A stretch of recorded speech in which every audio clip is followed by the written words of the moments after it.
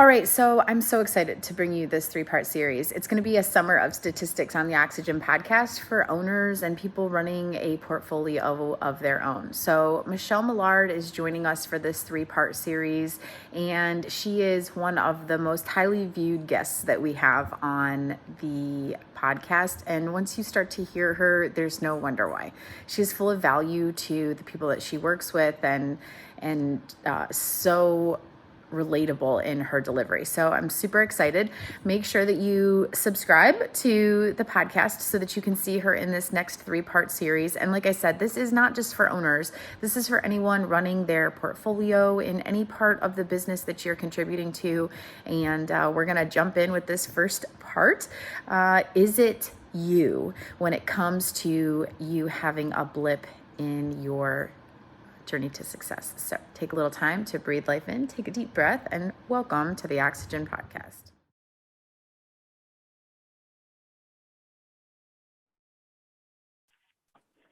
Hello, Oxygen community. I am so excited to bring back one of my most favorite collaborators, Michele Mollard, who is an EOS implementer, and you have seen on our podcast before through our Women in Business series. But if you've been on the YouTube channel recently, you have noticed that apparently everybody thought that Michele and I had a ton of value, and it is one of our most watched videos. So we decided to bring you a 3-part series on implementing your business with numbers and what it will take to not only identify if you're having a problem, but what to do to actually get through this process. So you're going to see us chat in the 3-part series and keep it short and sweet so you can go back and reference it and hear all the good stuff that we're going to talk about. So Michele, thanks for joining us again. Thank you so much for having me. All right, so let's get right into it. We're going to talk in this first section about identifying in a kind of a blip, right, in your business, because we all, as much as we'd love to say that it's a straight escalation up to success, that's not the way it happens. When you're in a peak or a valley, is it you that is the problem? So what is the first thing that comes to your mind when somebody says that to you? We've had a ton of discussions. What's the first thing that comes to your mind? If they're asking, is it me or is it somebody else? One, I'm super excited they're asking themselves the question. You and I were chatting that sometimes it's them. It's them.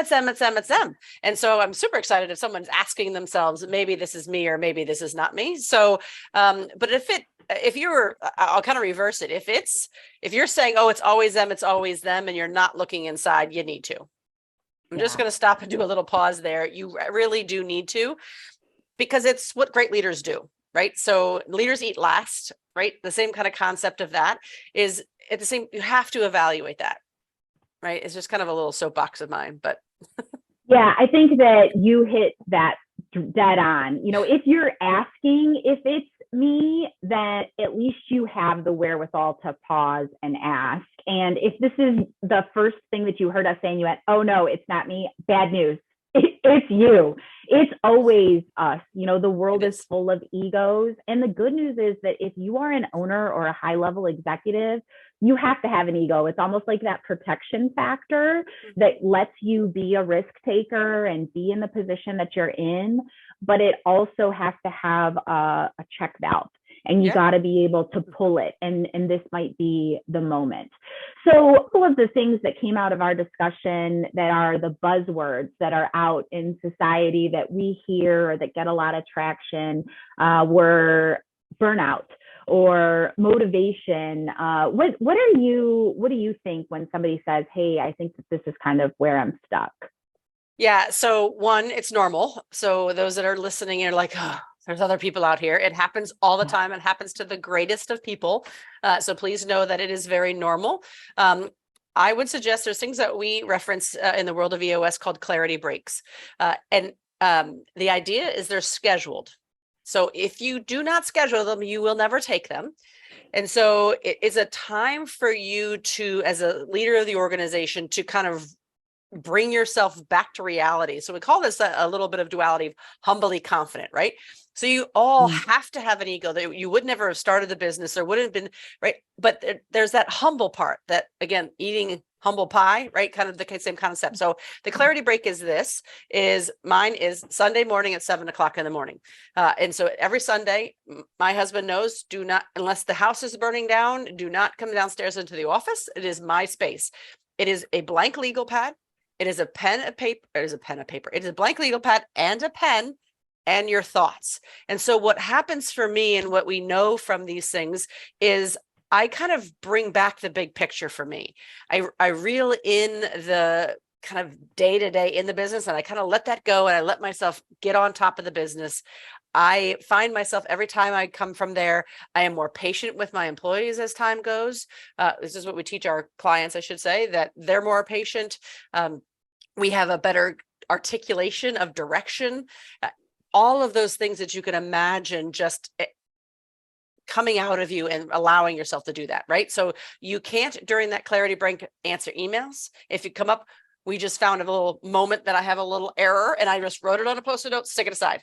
Like you've got to stay in the moment and you've got to stay there. So that's kind of one of the little tactics that I would take if you're finding yourself burnt out, hitting a ceiling, getting really frustrated, maybe getting a little snippy with your employees or getting some feedback that you're being a little hasty with them, is just find some time to get on a clarity break, bring out your strategic plan, get your head back on top of the business and tune yourself up because you are the leader.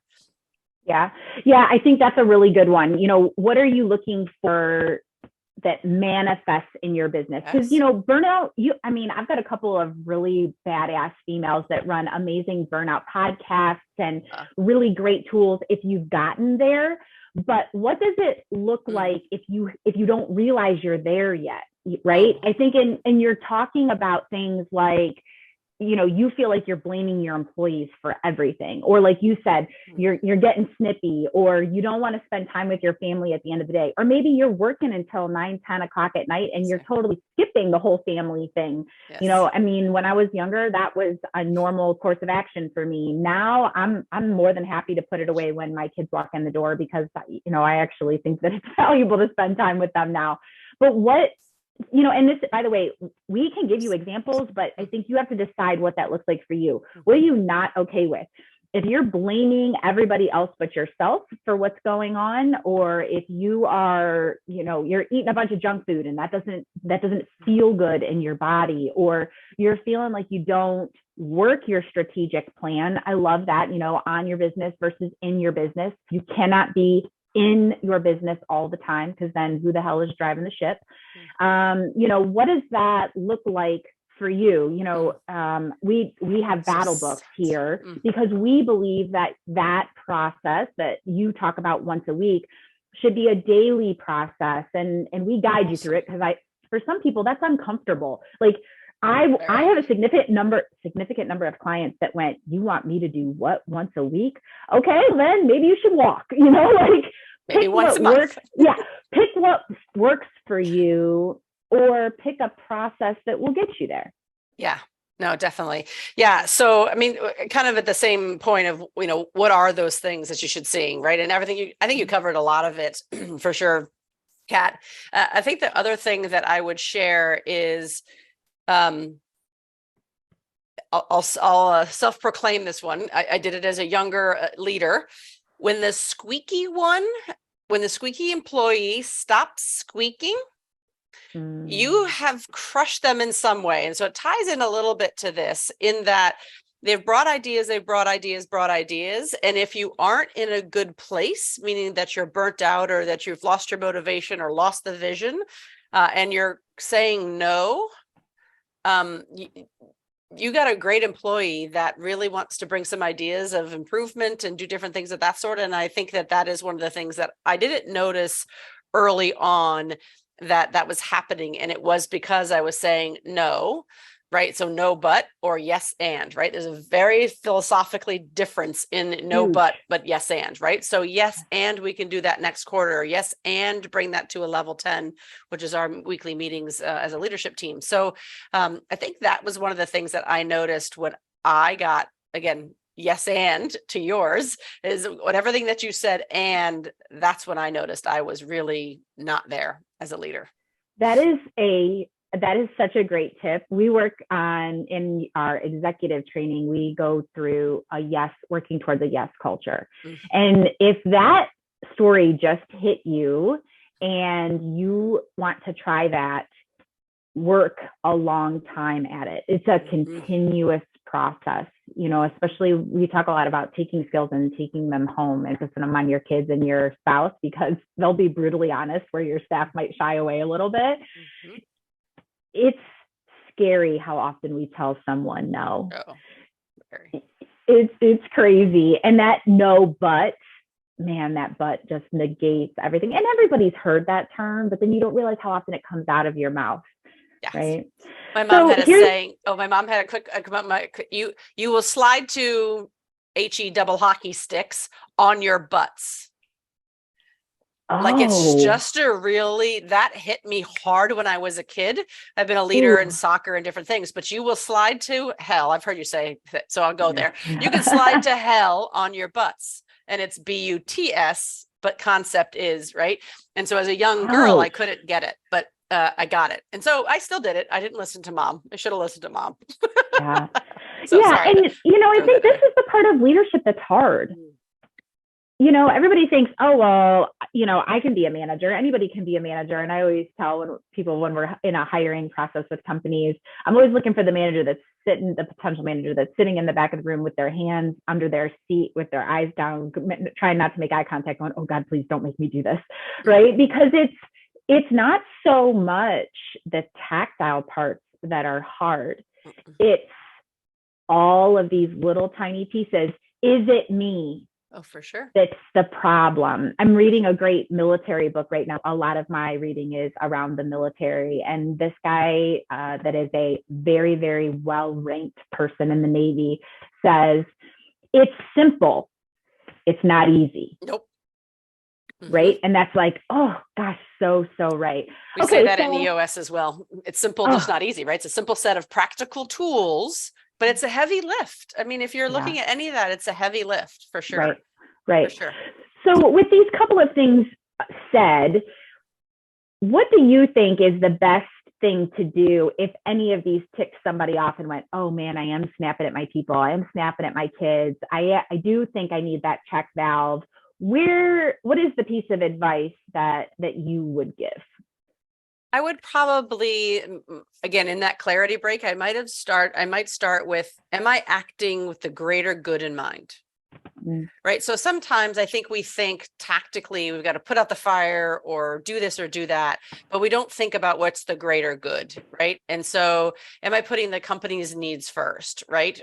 Or am I putting my personal needs first? Right. Where are we at? And as leaders, that's really hard.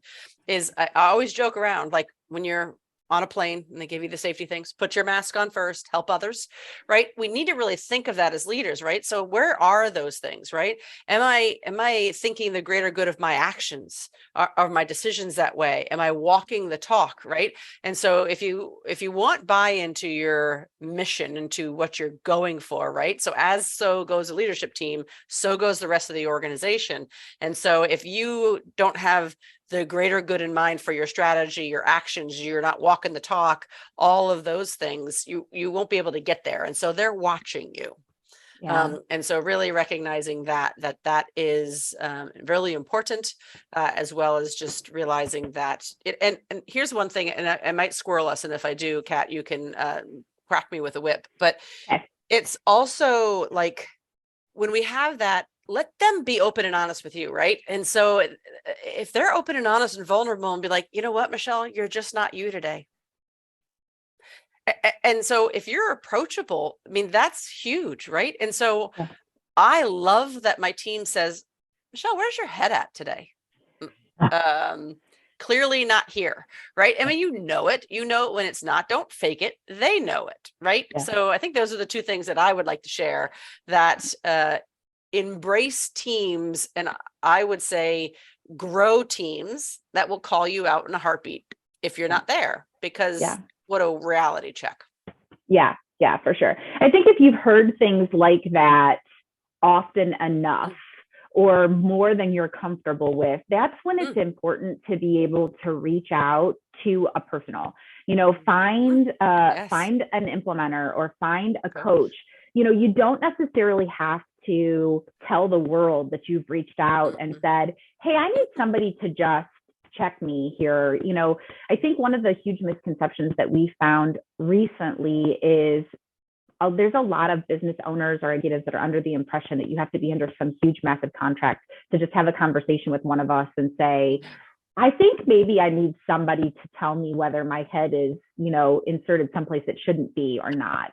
And that's hard. And we have all been, I would say, you don't face judgment from somebody who's further down the path than you are. So, pick up the phone and say, hey, by the way, does this happen to be something we should discuss? And we're happy to do so. I know you do. I absolutely love having those discussions. And it's good for us and good for you to just kind of check that valve. And we'll tell you, like, hey, by the way, people problem, process problem, management problem, I would start here. And by the way, call us and let us know if you need something else.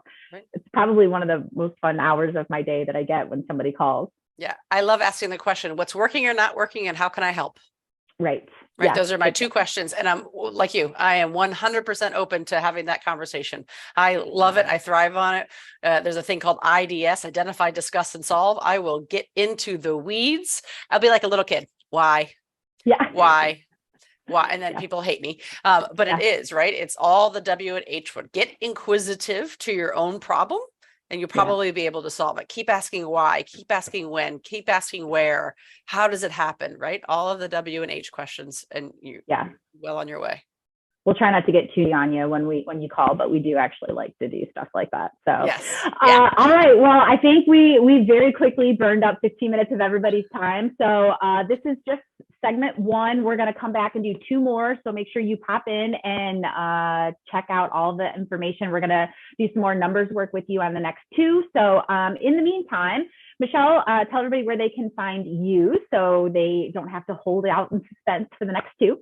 Yeah, no, definitely. The best way to catch me is on my email. So Michele.Mollard, and I'll spell that. So Michele is actually with 1 L, thanks to my dad. It's French. So Michele.Mollard, MOLLARD at EOSworldwide.com. Okay, awesome. And then you can find us on our YouTube channel at Oxygen Coaching or info@oxygencoachinggroup.com. And we will see everyone on the next segment. Thanks, everybody.